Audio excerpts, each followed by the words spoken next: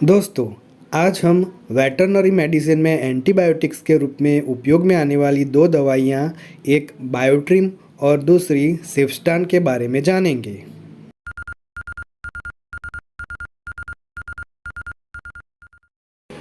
दोस्तों, अगर आप आरएमपी इन्फो चैनल पे पहली बार आए हैं तो इस चैनल को सब्सक्राइब करें और आगे आने वाले वीडियोस के नोटिफिकेशन के लिए बेल आइकॉन पे क्लिक करके ऑल वाला ऑप्शन सिलेक्ट करें। दोस्तों, बायोट्रिम एक ऐसी एंटीबायोटिक दवा है जिसमें दो सॉल्ट्स का कंपोजिशन होता है। उसमें से एक है सल्फाडाइजाइन और दूसरी है ट्रिमिथोप्रिम। ये एंटीबायोटिक दवा इस दो सॉल्ट्स के तीन अलग अलग प्रकार के कंपोजिशन में बाजार में उपलब्ध है। इसका पहला प्रकार है बायोट्रिम आईएम इंजेक्शन, दूसरा प्रकार है बायोट्रिम आईवी इंजेक्शन और तीसरा प्रकार है बायोट्रिम DS bolus tablet.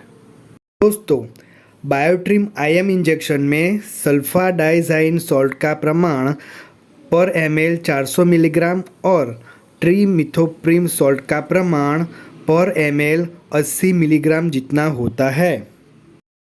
Zydus company की ये एंटीबायोटिक दवा बाजार में 30 ml के वायल के स्वरूप में मिलती है। इस इंजेक्शन के डोसेज की बात करें तो हम इसे डीप आईएम रूट से 1 ml पर 30 किलोग्राम बॉडी वेट के हिसाब से अपने पशु को दे सकते हैं।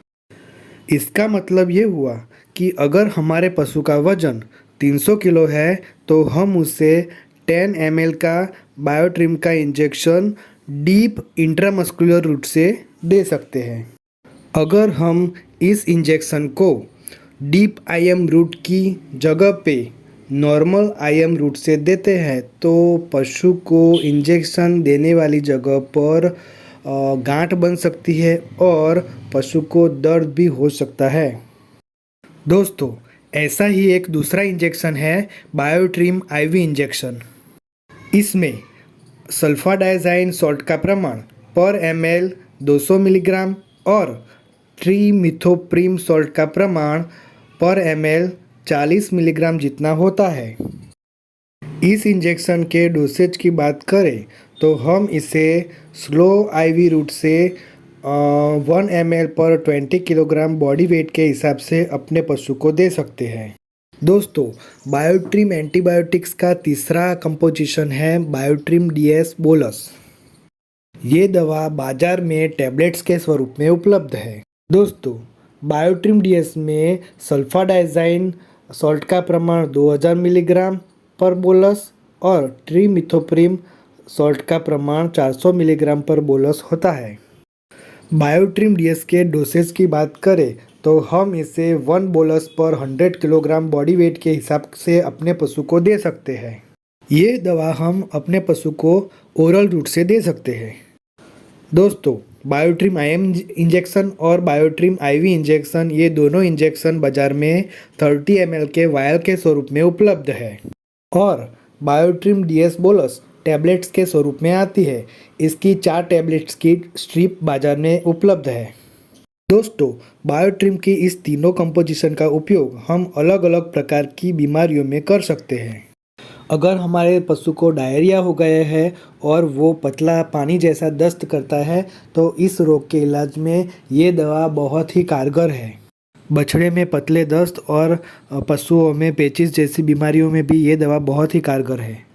अगर हमारे पशु में कोलीसेप्टिसेमिया हो गया है या फिर एंट्रिटिस जैसा रोग हुआ है या फिर न्यूमोनिया या पशु के पैर में सड़न हो गई है तो ऐसी सब बीमारियों में भी हम इस दवा का उपयोग बहुत ही आसान तरीके से कर सकते हैं। इसके सिवाय भी ये दवा हेमोरेजिक सेप्टिसेमिया यानी कि गलघोंटू, मेस्टाइटिस यानी कि थनैला, यूरिनरी ट्रैक्ट इन्फेक्शन यानी कि मूत्राशय के रोग और मैट्रिसिस जैसे रोगों में भी कारगर साबित हुई है। पशुओं की जीभ कठोर हो जाना और पशुओं का पानी पीने में असमर्थ होना और एक्टिनोबैसिलोसिस जैसे रोगों में भी ये दवा कारगर साबित हुई है। छोटे पशु में ये इंजेक्शन देने वाली जगह पर जलन पैदा करता है और पशु चिल्लाता है और एक जगह पे शांत नहीं बैठ पाता। दोस्तों, ये इंजेक्शन प्रेगनेंसी सेफ इंजेक्शन है। अगर आपका पशु प्रेग्नेंट हुआ तो भी आप ये इंजेक्शन उसे दे सकते हैं। ये इंजेक्शन देने के बाद उस पशु का दूध यानी कि कच्चा दूध 2-3 दिन तक इस्तेमाल नहीं करना चाहिए। दोस्तों, अब हम बात करेंगे सेप्स्टान इंजेक्शन के बारे में। सेप्स्टान इंजेक्शन भी बायोटिम इंजेक्शन की तरह ही एक एंटीबायोटिक है। इस इंजेक्शन का मुख्य कंटेंट सेप्ट्रिजोन सॉल्ट होता है। दोस्तों, ये एंटीबायोटिक ग्राम पॉजिटिव और ग्राम नेगेटिव दोनों तरह के बैक्टीरिया पर अच्छी तरह से काम करता है। दोस्तों, सेप्स्टान नाम की ये दवा बाजार में 3 ग्राम के वायल के स्वरूप में उपलब्ध है। दोस्तों, अब हम सेप्स्टान इंजेक्शन के डोज के बारे में जानकारी प्राप्त करेंगे। इस इंजेक्शन को 10 मिलीग्राम पर किलोग्राम बॉडी वेट के हिसाब से पशु में दिया जाता है। दोस्तों, सेप्स्टान का यूज़ हम कैटल या बफेलो दोनों पशुओं के लिए कर सकते हैं। इस इंजेक्शन को हम इंट्रामस्कुलर, इंट्रावीनस या फिर एससी रूट से अपने पशु को दे सकते हैं। दोस्तों, अब हम जानेंगे कि इस इंजेक्शन का उपयोग कौन कौन सी बीमारियों में किया जाता है। आमतौर पर सेप्स्टान इंजेक्शन का उपयोग मेस्टाइटिस रोग में यानी कि थनैला रोग में किया जाता है। चाहे फिर रोग एक्यूट हो या क्रोनिक, दोनों कंडीशन में हम इसका यूज़ कर सकते हैं। ब्रोंकाइटिस पशुओं में होने वाली एक सांस की बीमारी है जिसमें पशु को सांस लेने में दिक्कत आती है। इसमें भी हम इस इंजेक्शन का उपयोग कर सकते हैं। इसके अलावा पशुओं में होने वाले न्यूमोनिया में भी हम सेप्स्टान का यूज़ कर सकते हैं। पशुओं में होने वाले मेट्राइसिस यानी कि गर्भाशय के रोगों में भी ये दवाई कारगर है। इसके अलावा भी ये दवा अन्य कई रोगों में बहुत ही असरकारक साबित हुई है। पशुओं में प्रेगनेंसी जैसी कंडीशन में भी हम ये दवा इस्तेमाल कर सकते हैं। इसका मतलब ये हुआ कि ये दवा प्रेगनेंसी सेफ दवा है। पशुओं में ज़्यादा संक्रमण के मामले में हम ये दवा उसके डोज के मुताबिक 2-3 दिन तक लगातार दे सकते हैं।